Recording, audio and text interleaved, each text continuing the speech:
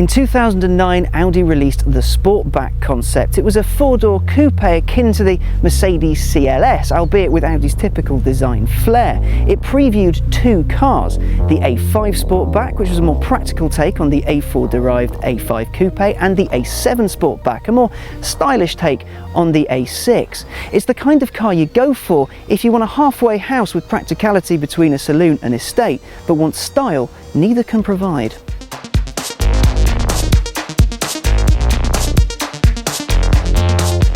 The A7 is a fine looking car, and since its 2010 launch, Audi saw fit to inject some spice into the mix.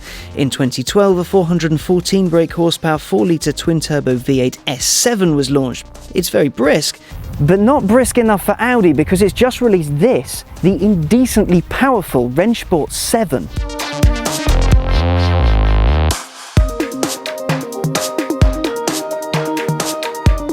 It shares its engine with the S7, but the wick has been turned up somewhat. It's got a dizzying 553 brake horsepower and is beyond silly.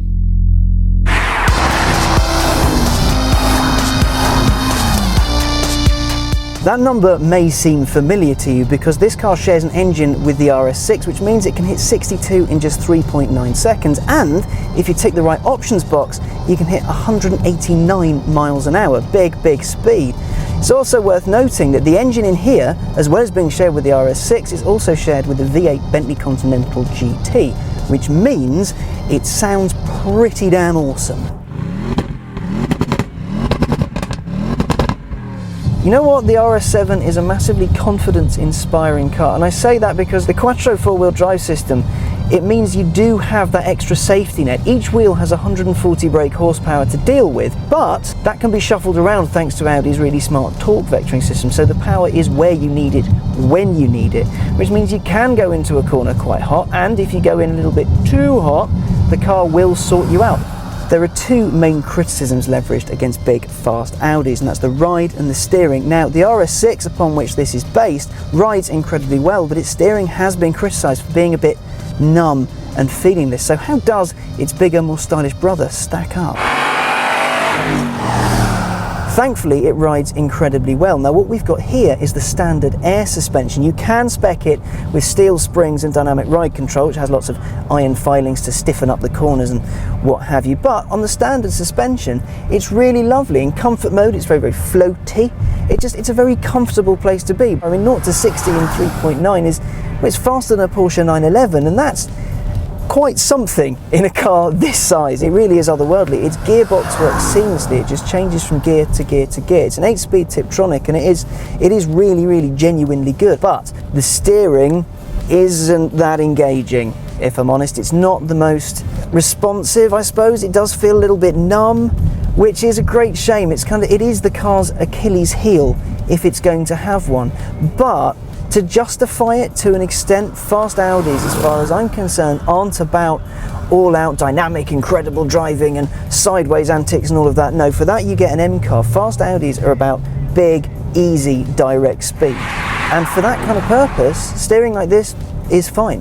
Now, this is obviously the first RS7, but this is the first time that there have been so many RSs available. You can have the RS3, which is the old shape. You can have the RS4, the TTRS, the RS5 in all of its many guises, the RS6, and now the RS7. This being released in 2013 actually makes this almost something of a milestone car. You see, 2013 is the 30th anniversary of Quattro, and that's an Audi thing. You will only ever find an RS car with the Quattro system on it, because Audi firmly believes that it will make it the most capable vehicle available, and I can't help but agree. As far as lineage goes, this thing has a pretty awesome grandfather. Of course, the original Audi Quattro, the one that beasted Group B, the one that was a king of the road, and the lineup just has stunning, powerful cars all the way along it. There hasn't really been a properly duff one ever.